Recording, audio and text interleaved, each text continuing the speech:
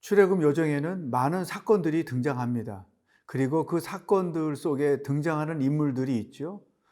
말씀을 묵상할 때는 그 사건이 담고 있는 의미가 무엇인지, 그리고 그 사건에 대하여 등장인물들이 보이고 있는 신앙적 혹은 불신앙적 반응이 무엇인지를 통해서 하나님이 우리에게 주시는 말씀을 듣게 되는 것입니다.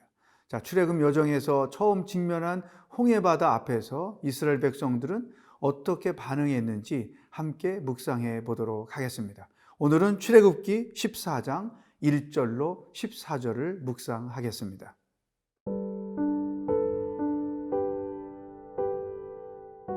출애굽기 14장 1절에서 14절 말씀입니다.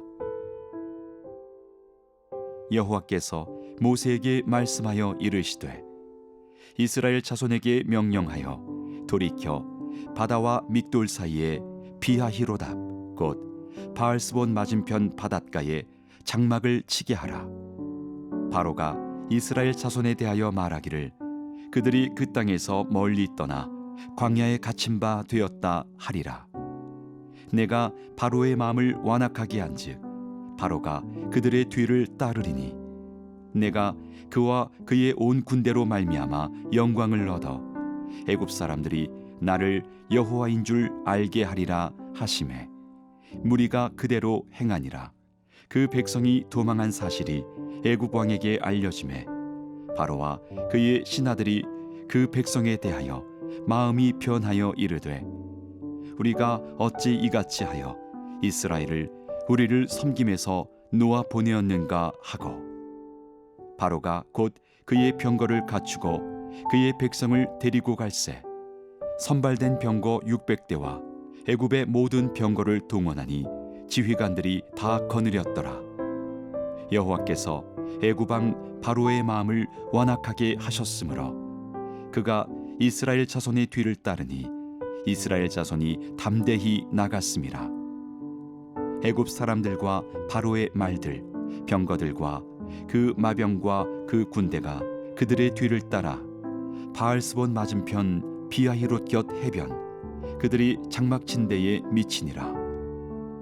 바로가 가까이 올 때에 이스라엘 자손이 눈을 들어 본즉 애굽 사람들이 자기들 뒤에 이른지라. 이스라엘 자손이 심히 두려워하여 여호와께 부르짖고 그들이 또 모세에게 이르되 애굽에 매장지가 없어서 당신이 우리를 이끌어내어 이 광야에서 죽게 하느냐. 어찌하여 당신이 우리를 애굽에서 이끌어내어 우리에게 이같이 하느냐. 우리가 애굽에서 당신에게 이른 말이 이것이 아니냐. 이르기를 우리를 내버려 두라. 우리가 애굽 사람을 섬길 것이라 하지 아니하더냐. 애굽 사람을 섬기는 것이 광야에서 죽는 것보다 낫겠노라. 모세가 백성에게 이르되 너희는 두려워하지 말고 가만히 서서 여호와께서 오늘 너희를 위하여 행하시는 구원을 보라. 너희가 오늘 본 애굽 사람을 영원히 다시 보지 아니하리라. 여호와께서 너희를 위하여 싸우시리니 너희는 가만히 있을지니라. 이스라엘 백성들이 정신없이 애굽을 떠났습니다. 이제 해방이죠. 그런데 뜻하지 않게 홍해 바다를 만나게 된 것이죠. 뒤로는 욕심에 이끌린 애굽의 군대가 뒤쫓아오고 있고 앞으로는 건너갈 수 없는 홍해 바다의 직면에 있는 것이죠. 일종의 샌드위치 시험에 이스라엘 백성들이 빠지게 되었습니다. 과연 그들은 어떻게 이 위기를 벗어났을까요? 놀랍게도 그들은 우리가 기대하는 것처럼 신앙적으로 멋있게 위기를 벗어나지 못했습니다. 다음과 같은 그 태도를 그들이 보였던 것입니다. 10절 바로가 가까이 올 때에 이스라엘 자손이 눈을 들어 본즉 애굽 사람들이 자기들 뒤에 이른지라. 이스라엘 자손이 심히 두려워하여 여호와께 부르짖고, 여기 보세요. 심히 두려워하여 여호와께 부르짖었다. 이게 그들이 보인 첫 번째 반응입니다. 두 번째 11절 그들이 또 모세에게 이르되 애굽에 매장지가 없어서 당신이 우리를 이끌어내어 이 광야에서 죽게 하느냐? 어찌하여 당신이 우리를 애굽에서 이끌어내어 우리에게 이같이 하느냐? 아주 굉장히 무서운 표현을 합니다. 애굽에 매장지가 없어서 우리를 죽게 하려고 이 광야로 끌고 왔느냐? 아주 최상급의 불신앙의 표현인 것이죠. 세 번째 12절, 우리가 애굽에서 당신에게 이른 말이 이것이 아니냐? 이르기를 우리를 내버려 두라. 우리가 애굽 사람을 섬길 것이라 하지 아니하더냐? 애굽 사람 섬기는 것이 광야에서 죽는 것보다 낫겠노라. 애굽 사람을 섬기는 것이 광야에서 죽는 것보다 훨씬 낫다. 여러분, 어려운 일을 당할 때 우리가 정말로 주의할 것은 입술로 범죄하는 것입니다. 아무리 힘들고 이해가 안 되고 어렵다 할지라도 입술로 하나님을 원망하는 것, 불신앙적으로 하나님에 대하여 이와 같은 표현들을 하는 것은 정말로 우리가 주의해야 할 것들인 것이죠. 자, 그렇다면 이 홍해 앞에서 이스라엘 백성들이 보인 이런 태도에서 우리는 무엇을 발견할 수 있을까요? 이스라엘 백성들은 홍해가 담고 있는 영적인 의미를 몰랐던 것입니다. 자기들 홍해 앞에 서게 하신 하나님의 계획을 몰랐던 것입니다. 이스라엘 백성들로 하여금 애굽을 하나님께서 심판하시는 모습을 보게 한 거죠.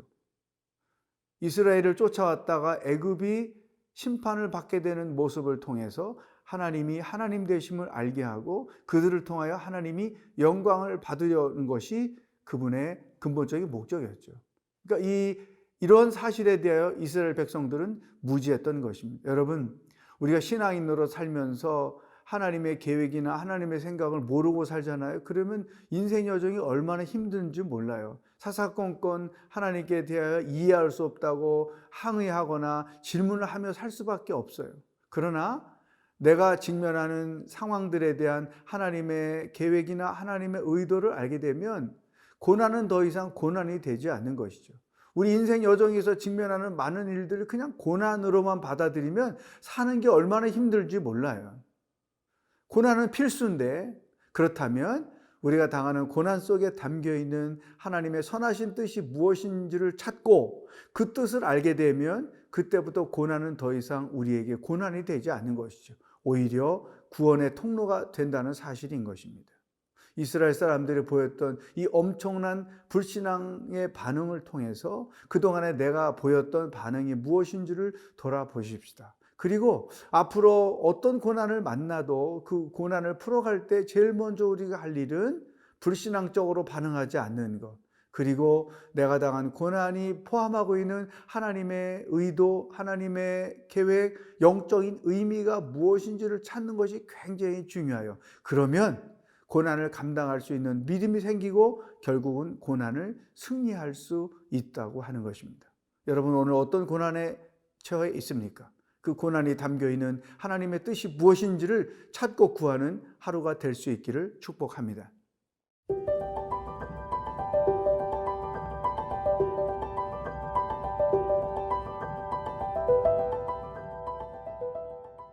홍해라는 엄청난 시험 앞에서 이스라엘 사람들이 보여줬던 불신앙적 반응, 우리의 모습이 거기에 반영되고 있는 것을 고백합니다. 이러한 이스라엘 백성들과 달리 모세는 어떻게 반응을 했을까요? 13절, 14절입니다. 모세가 백성에게 이르되 너희는 두려워하지 말고 가만히 서서 여호와께서 오늘 너희를 위하여 행하시는 구원을 보라. 너희가 오늘 본 애굽 사람을 영원히 다시 보지 아니하리라. 여호와께서 너희를 위하여 싸우시리니 너희는 가만히 있을지니라. 여러분, 이 홍해와 같은 엄청난 시험, 우리들 스스로 감당할 수 없는 고난을 당할 때 우리가 보여야 할 신앙적 반응을 모세가 가르쳐 준 것입니다. 제일 먼저 두려워하지 말라. 어떤 상황을 직면했을 때 두려워하면 우리가 패배한 거예요. 마음을 빼앗기게 되는 거예요. 기선이 제압된 거예요. 우리가 상대의 기선을 제압해야지, 고난이 우리의 기선을 제압해버리면 이미 고난은 시험으로 들어갈 수밖에 없는 것이죠. 그러므로 제일 먼저 두려워하지 않는 것입니다.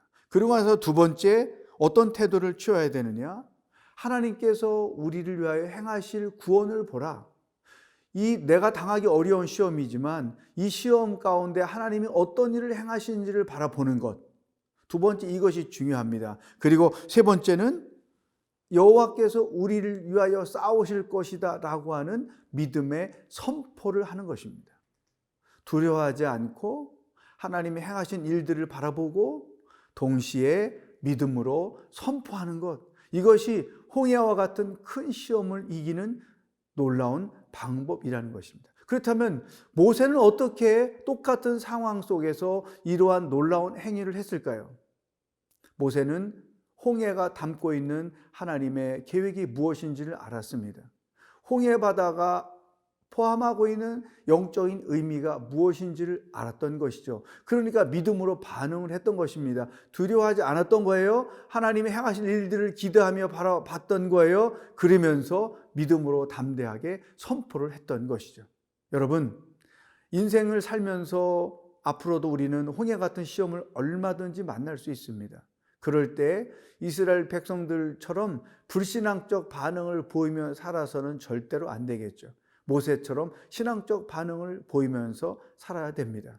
모세가 보여준 그 신앙적 반응을 잘 묘사하고 있는 것이 빌립보서 4장 6절 7절입니다. 사도 바울이 우리에게 이런 권면을 했습니다. 아무것도 염려하지 말고 오직 모든 일에 기도와 간구로 너희 구할 것을 감사함으로 하나님께 아뢰라. 그리하면 모든 지각에 뛰어나신 하나님의 평강이 너희 마음과 생각을 지킬 것이다. 바울도 똑같이 권면했습니다. 먼저 두려워하지 말아라. 먼저 염려하지 말아라. 그 염려는 문제 해결에 아무 도움이 안 된다. 두려움은 문제 해결에 아무 도움이 안 된다.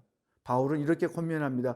염려하지 말고 염려 대신에 너가 지금 당한 상황에서 하나님께 감사할 것이 무엇인지를 찾아봐라. 감사 기도를 하라는 것이죠. 교통사고가 났습니다. 실직을 했습니다. 손해를 봤습니다. 병이 났습니다.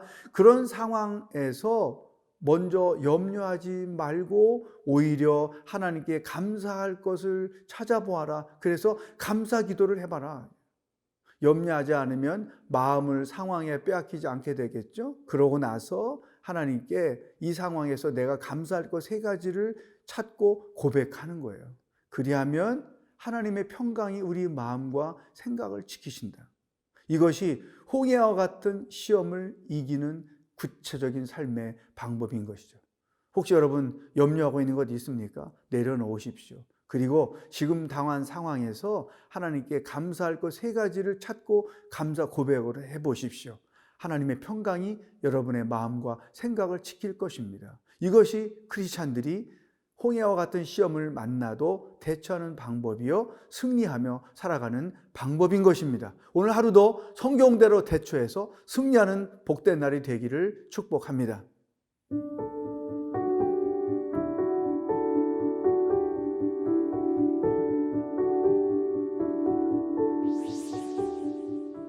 하나님 아버지, 홍해 같은 시험을 만날 때 이스라엘 백성들처럼 불신앙적으로 반응했던 것을 고백합니다. 모세와 같이 믿음으로 반응해서 모든 시험들을 승리하며 사는 하루하루가 되도록 인도하여 주시옵소서. 예수님의 이름으로 기도합니다.